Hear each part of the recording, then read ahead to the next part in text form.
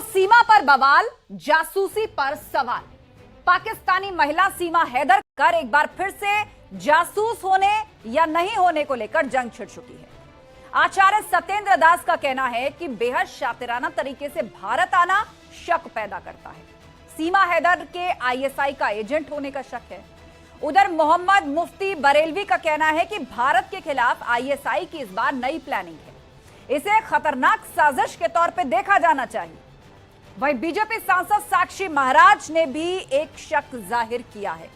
उनका यह कहना है कि सीमा 5वीं पास है, फिर भी अंग्रेजी कैसे बोल रही है। जांच एजेंसियां गंभीरता से मामले की जांच करें। एसपी सांसद एसटी हसन का कहना है कि पाकिस्तान की खुफिया एजेंसियों ने इसे प्लांट किया है, इसकी बारीकी से जांच होगी और तभी पता चल सकेगा। तो सवाल वही, मोहब्बत में सीमा पार या जासूसी इस बार?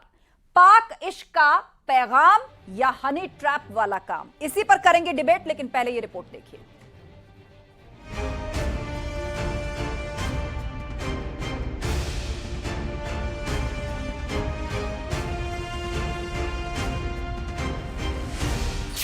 प्यार की दीवानगी या आईएसआई की कारस्तानी?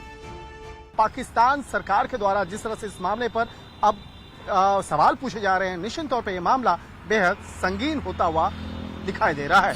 मोहब्बत में सीमा पार या जासूसी इस बार? तो ये उसका आना, जहां तक मैंने समझा है, वो ये खतरनाक है उसका आना, और नेपाल की सीमा का ये उल्लंघन है। और इस तरीके से घुसपैठ करना हिंदुस्तान के लिए, यहाँ की सिक्योरिटी के लिए, यहाँ की सुरक्षा के लिए बेहतर नहीं माना जा सकता। पाक इश्क का पैगाम या हनी ट्रैप वाला काम? तो ये विषय एक बहुत गंभीर विषय है, क्योंकि हम पाकिस्तान जैसे मुल्क पे बिल्कुल विश्वास नहीं कर सकते, क्योंकि वो एक आतंकवाद को बढ़ावा देने वाला, आतंकवाद पैदा करने वाला मुल्क है। इसलिए हम ये चाहते हैं कि इस सीमा हैदर नाम की महिला की गंभीरता से जांच होना चाहिए। जासूसी पर बवाल, धर्म गुरुओं ने उठाए सवाल। उसको संशय है कि यह वहाँ आईएस की एजेंट है, तो उस पर भी विचार हो रहा है। इसलिए यह समस्या एक नहीं, 3-4 प्रकार की समस्या है। इसको समाधान करना सरकार को है कि किस प्रकार से समाधान करती है। आईएसआई की हूर, सीमा हैदर के कितने रूप? और जो 5वीं पास है वो फर्राटेदार इंग्लिश, फर्राटेदार हिंदी बोल रही है। तो ऐसे में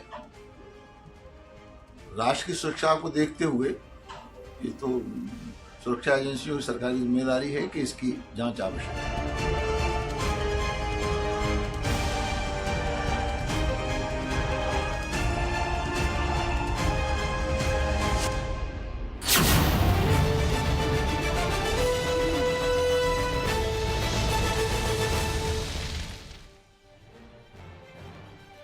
और अब वक्त आज महाबहस के 3 राउंड के सवाल का। एक एक करके वो सवाल आपके सामने रखने जा रहे हैं, जिन पर आज हम खास तौर पर चर्चा करने जा रहे हैं। सवाल ये कि प्रेम की दीवानगी या आईएसआई की कारस्तानी?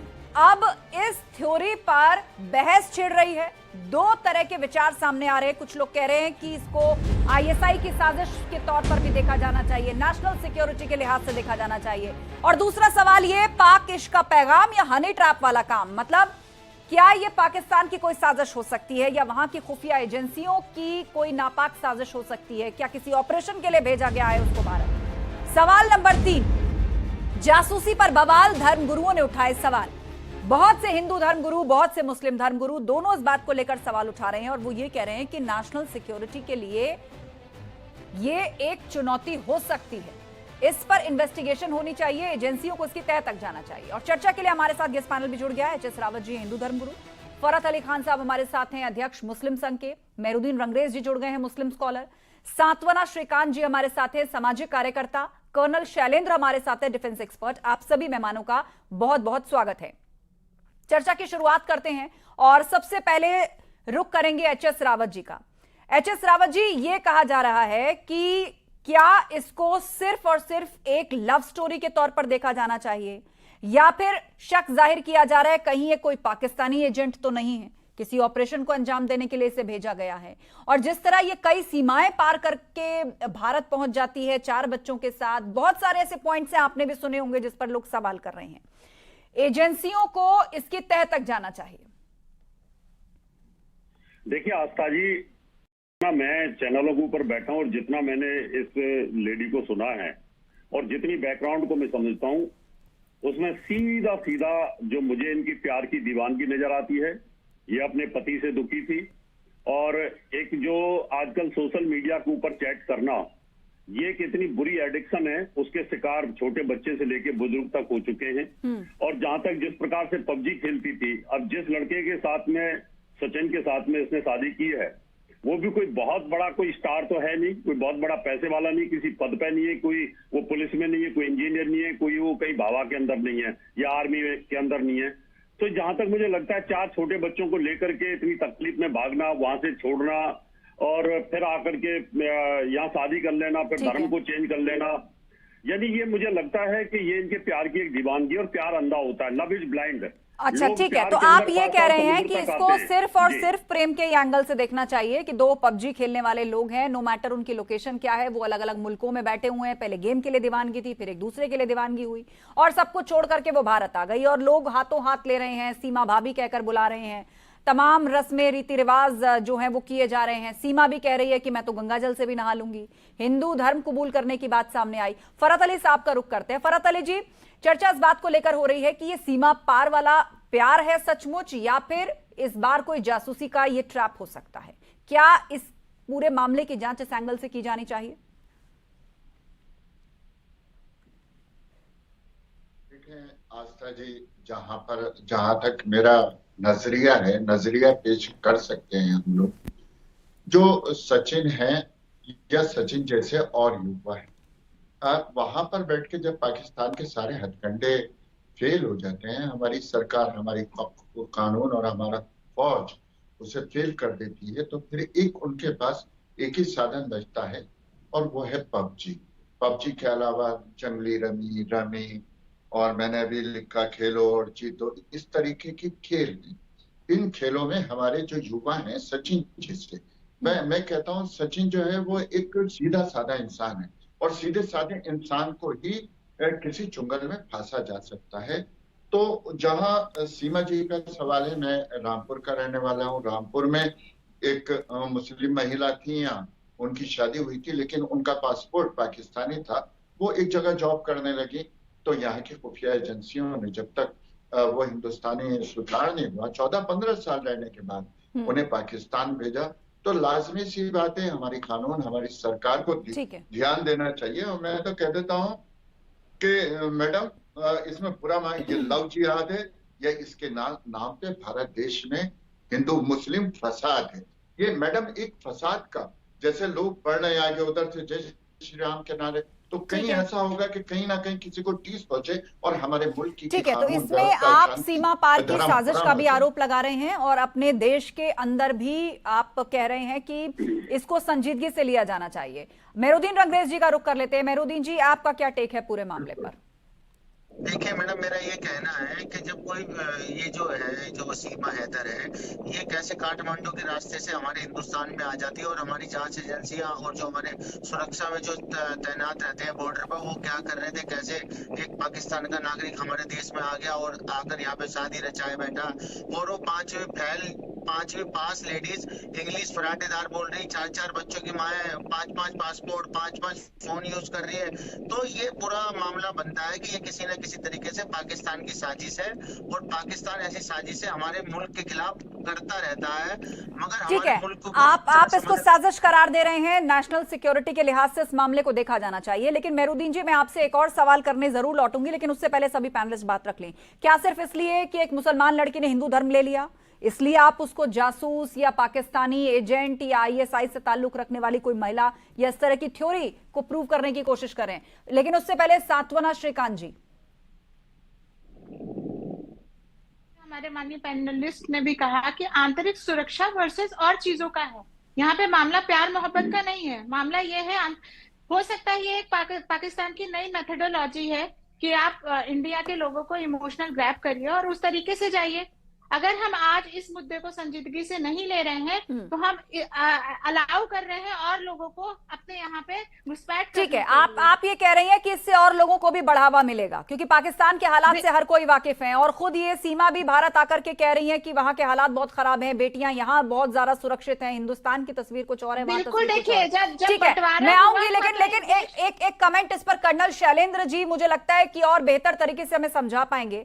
कर्नल शैलेंद्र, बहुत सारी तस्वीरें वायरल हो रही हैं सीमा नाम की महिला की, हालांकि हम पुष्टि नहीं करते, लेकिन दावा यह किया जा रहा है बहुत सी जगह पर पाकिस्तानी सेना की यूनिफॉर्म में दिख रही हैं, कहीं पर कैडेट या कॉम्बैट यूनिफॉर्म में दिखाई दे रही हैं, सर्टिफिकेट हाथ में है, तो बहुत तरह की थ्योरीज हैं और ये खुद भी बता रही है कि इसका भाई पाकिस्तानी सेना में काम करता है। तो क्या इसको उसी प्यार मोहब्बत भाईचारे के जज्बे से जैसा दिख रहा है वैसे लिया जाना चाहिए या बाकी पहलुओं पर भी संजीदगी से जांच होनी चाहिए? तीन चीजें बड़ी क्लैरिटी से हमें समझ लेनी चाहिए और तीनों इश्यूज को मिक्सअप नहीं करना चाहिए। प्यार मोहब्बत, सर आंखों पर हम आपका प्यार मान लेते हैं, कोई बुराई नहीं है। दूसरा है इमोशनल। इमोशनल ये है कि पाकिस्तान में औरतों पर इतना अत्याचार है कि उन्हें एक लास्ट रिजॉर्ट ये भी दिखता है कि चलो किसी तरह भारत चले जाएं और भारत ऐसे लोगों को शायद शरण दे दे। तीसरा जो सबसे बड़ा मुद्दा है वो है लीगल। अगर एक एलियन बीइंग, पाकिस्तान का वो भी, अगर मेरे देश में इलीगल तरीके से आता है तो उससे इस अग्नि परीक्षा से गुजरना चाहिए। वो डिजर्व करती हैं कि यस, वो प्रूव कर पाए, Indian security forces agencies prove कर पाए कोर्ट में कि यस, ये इस पार है या उस पार है। अबव ऑल मैं कहता हूं सारे बेनिफिट ऑफ डाउट हम इन्हें दे देते हैं, क्योंकि रब्बूपुरा के लोग भी यही मांग रहे हैं, लेकिन रब्बूपुरा के लोग इमोशनली चीजों को देख रहे हैं। उन्हें देश के पॉइंट ऑफ व्यू से सोचना चाहिए, प्रेसिडेंट्स पॉइंट ऑफ व्यू से सोचना चाहिए। आपके पाकिस्तान ने अभी तक तो उन्हें ओन अप भी नहीं किया। पाकिस्तान के जो पैनलिस्ट हैं वो आज तक यही नहीं मानने को तैयार है कि ये वहां से आई हैं। तो सीमा जी की जो सीमा है वो पाकिस्तान की सीमा है या हिंदुस्तान की सीमा है, ये जरूर डिसाइड होना चाहिए। क्योंकि जिस तरीके से वो आई हैं, प्यार में पागलपन में आ गई, कोई बड़ी बात नहीं, लेकिन हमें भी हक है और उनका कर्तव्य बनता है कि वो सबमिट करें अपने आप को, एक करेक्ट स्टोरी निकल कर आए जो सच्चाई की हो।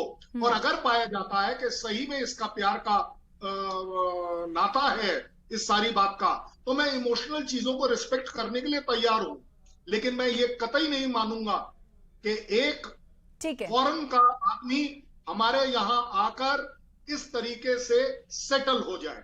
ये गलत प्रेसिडेंस होगा। ठीक है एचएस रावत जी, क्योंकि आप ये टेक लेकर के चल रहे हैं कि ये पूरी तरीके से एक प्रेम का मामला है और एक महिला जो मुसलमान थी वो आकर के हिंदू हो गई, तो क्या उसको इस बात का बेनिफिट मिल जाना चाहिए कि उसकी इंक्वायरी ना हो? और जो चिंता अभी कर्नल साहब जता रहे थे कि हमें पूरा हक बनता है कि हम मामले की तह तक जाएं। एक महिला जो 4 बच्चों की मां खुद को बताती है, वो पैदा दूसरे मुल्क में हुई है, पाकिस्तान में पैदा हुई है, और उसकी थ्योरी पर बिलीव करें तो उसके बच्चे भी वहीं पैदा हुए हैं, और उसके बाद वो यहाँ पर आती है और अचानक इस मुल्क में रच बस के कहती है कि मैं तो अब हिंदू हो गई, मैं गंगा नहाने को भी तैयार हूं, मैं सावन के व्रत रख रही हूं। तो क्या सिर्फ हिंदू हो जाने पर उसको इन्वेस्टिगेट नहीं करना चाहिए, उसे छूट दे देनी चाहिए? आस्था जी, मैं ये नहीं कह रहा कि इन्वेस्टिगेट नहीं करना चाहिए। वो हिंदू हो जाए कोई बात नहीं, हिंदुओं पर भी इन्वेस्टिगेशन है। जो यहाँ हिंदू बने हुए हैं वो लोग भी जासूसी करते हैं, ऐसा नहीं है। हिंदू लोगों ने भी कहीं ना कहीं बिक करके वहां जासूसी की है। मैं इस बात पर, देश की सुरक्षा पहले है, लेकिन जो माहौल में देख रहा हूँ वहाँ पाकिस्तान के अंदर, पाकिस्तान के मैं सारे यूट्यूबर्स को चेक करता हूँ, क्योंकि मैं खुद गोल्ड मेडलिस्ट हूँ यूट्यूब का, तो वहाँ लिंक रहता है। वो इंडिया के फेवर में बहुत ज्यादा बोलते हैं और वहां की परेशानियों को वहां के यूट्यूबर दिखाते रहते हैं। तो कहीं ना कहीं मुझे ऐसे लगता है कि ये लड़की उससे प्रभावित हुई और इनको लगा कि इंडिया आजकल बहुत ज्यादा डेवलप कर रहा है, पाकिस्तान से बहुत ज्यादा आगे। जैसे हमारे इंडियंस भाग रहे हैं, कनाडा भाग रहे हैं, ऑस्ट्रेलिया भाग रहे हैं, लंदन भाग रहे हैं, इलीगल तरीके से भाग रहे हैं, अमेरिका भाग रहे हैं। तो जब अच्छा कंट्री कोई दिखाई देता है उसके प्रति भागना निश्चित तौर पर हो जाता है। पड़ोसी राज्य है, हिंदी एक जैसी बोली जाती है, इंडिया से अच्छी हिंदी वहां पर बोली जाती है, वहां की पार्लियामेंट में हिंदी बोली जाती है। तो भाषा के ऊपर कोई मैं नहीं जाता कि वो भाषा कितनी अच्छी हिंदी बोल रही है, पढ़े लिखे लोग भी अच्छी हिंदी बोलते हैं, ऐसा कुछ नहीं है। तो मेरा जो एंगल इसमें दिखाई देता है, इसकी जो हिस्ट्री को देखता हूँ, इसके पति की हिस्ट्री को देखता हूँ, इसके बहन भाइयों की हिस्ट्री को देखता हूँ, तो मुझे नहीं और अब लगता तो कोई पूर्व प्रेमी भी आ गया है पिक्चर में, जिसका नाम ओसामा बताया जा रहा है। वो ये दावा कर रहा है कि मैं अकेला नहीं हूं, कोई आरिफ भी था, कोई शाकिब भी था, वगैरह वगैरह 3-4 तरह के नाम। और वो ये कह रहा है कि सचिन के साथ भी ये टिकेगी नहीं। वो अलग तरीके के आरोप लगा रहा है। जब इस प्रकार के आरोप लगते हैं, मान लो किसी के साथ कोई प्यार ब्रेक होता है तो 10 तरह के आरोप लगाता है वो। अब उस बेचारे का प्यार टूट गया होगा तो उसने फिर सचिन पे भी आरोप लगाना शुरू कर दिया। टिकना ना टिकना एक अलग विषय है, क्योंकि 4 बच्चे साथ में हैं, आगे परेशानियां आएंगी। आज तो प्यार परवान चढ़ा तो वो सीमाएं तोड़ करके 2 देशों की यहाँ पर आ गई है। चलिए, आप अब भी उसी पर कायम है कि ये मामला आपको केवल और केवल इतना दिख रहा है, कहानी इतनी दिख रही है कि 2 PUBG खेलने वाले पहले गेम से एडिक्ट हुए, फिर एक दूसरे के प्रेम में पड़े, और वो इतना बड़ा रिस्क लेकर एक 5वीं पास लड़की जो 3-4 तरह की भाषाएं बोल लेती है, सब कुछ जानती है, मीडिया से बहुत ही कॉन्फिडेंटली बात करती है और खुद को एकदम से हिंदुस्तानी बताती है और कहती है अब मैं हिंदू हो गई हूं, व्रत रखूंगी, आप कहोगे तो गंगा नहा भी लूंगी। अब फरहत अली खान साहब हाथ उठा रहे हैं, वो कुछ कहना चाहते हैं।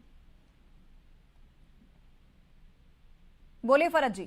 देखिए मैडम, मैं रावत जी के साथ बहुत डिबेट में रहा हूँ। हाँ जी, मैं रावत जी के साथ बहुत डिबेट में रहा हूँ, लेकिन जहाँ इस वक्त रावत जी बात कर रहे हैं उस वक्त में हमारी भावनाएं कहाँ चली जाती हैं।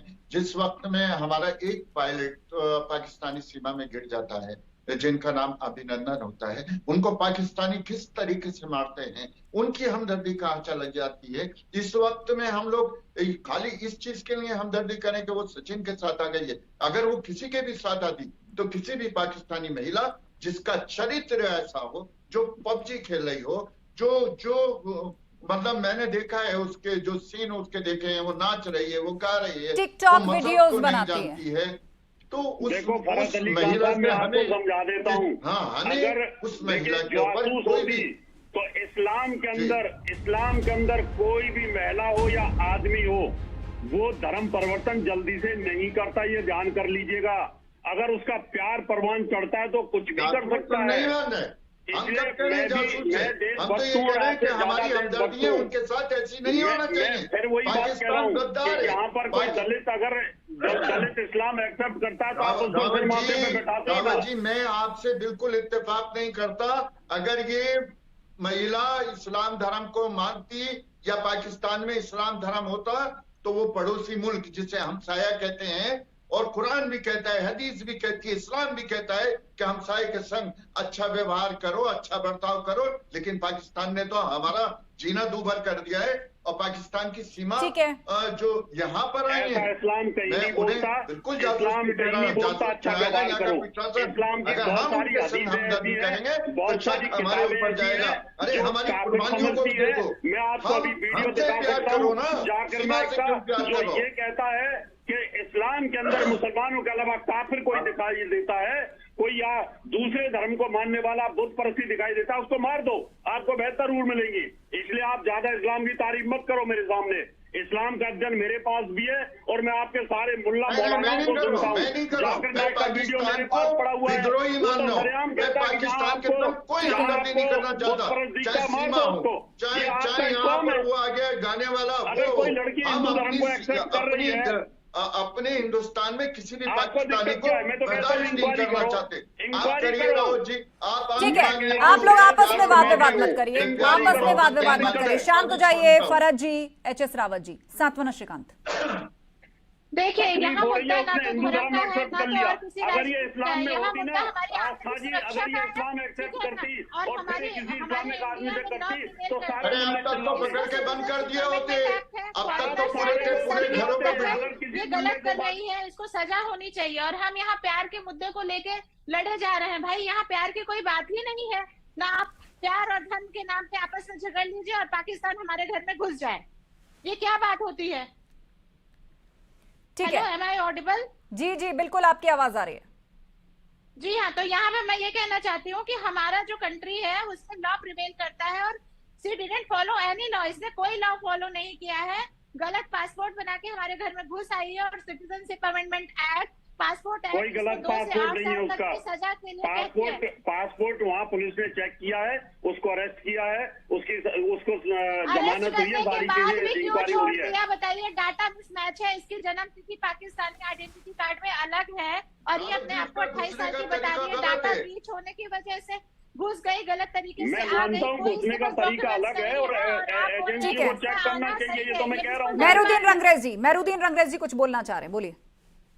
देखिए मैडम, अभी ये बड़ी तारीफ कर रहे थे और सर्टिफिकेट बांट रहे थे रावत जी, कह रहे थे इस्लाम में इतनी कुर्तियां, अरे हिंदुओं में भी तो बहुत सारी कुर्तियां। मैं चैलेंज करता हूँ तुम जैसे कौन सी कुर्ती है मेहरुद्दीन रंगरेज जी? आप कहाँ हिंदू मुसलमान करने लग गए?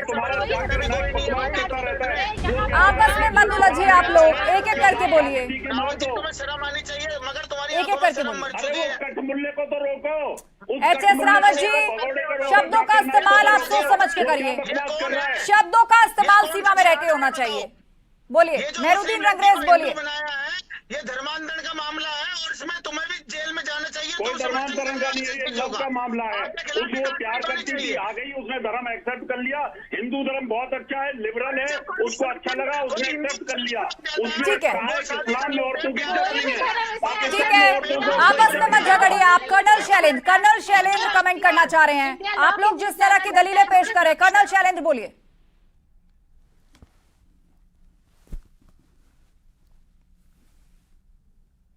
आप तक आवाज पहुंच रही है मेरी कर्नल?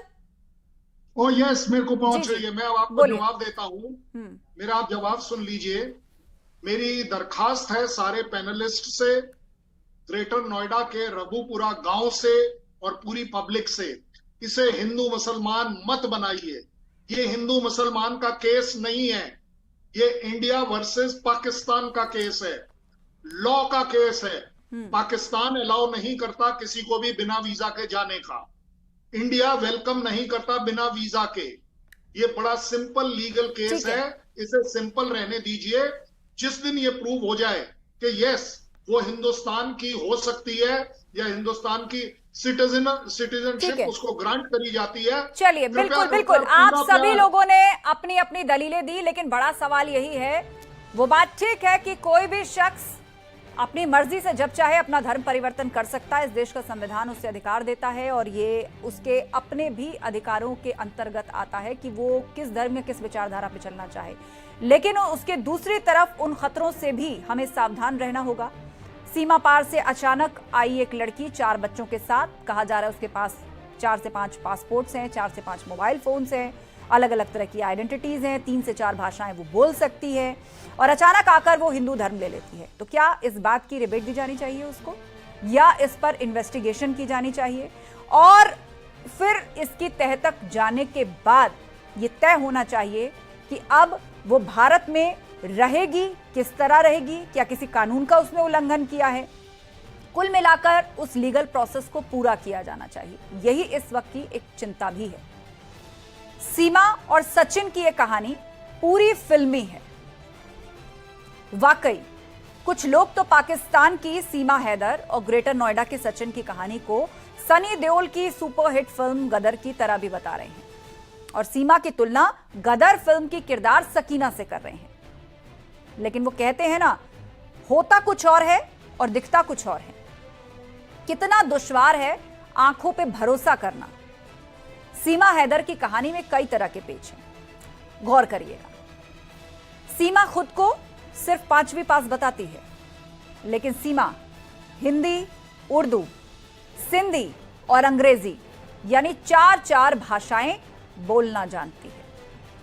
और अब तो सीमा के पूर्व पति के अलावा पाकिस्तान का एक और युवक सीमा का आशिक होने का दावा कर रहा है। ऐसे में लाजमी है कि सीमा को लेकर कई सवाल उठ रहे हैं। कहीं सीमा का भारत आना ISI की कोई साजिश तो नहीं है, कहीं सीमा किसी हनी ट्रैप गैंग का तो हिस्सा नहीं है। सीमा इन आरोपों को गलत बता रही है और खुद को ठकुराइन बता रही है और कह रही है कि वो अब हिंदू हो चुकी है। अब एक बात तो तय है कि इस पूरे मामले में ऐसे कई पहलू हैं जिनकी गंभीरता से जांच होनी चाहिए और तभी इस फिल्मी कहानी का सच सामने आएगा। मां बहस में इतना ही। खबरें जारी हैं, आप बने रहिए हमारे साथ।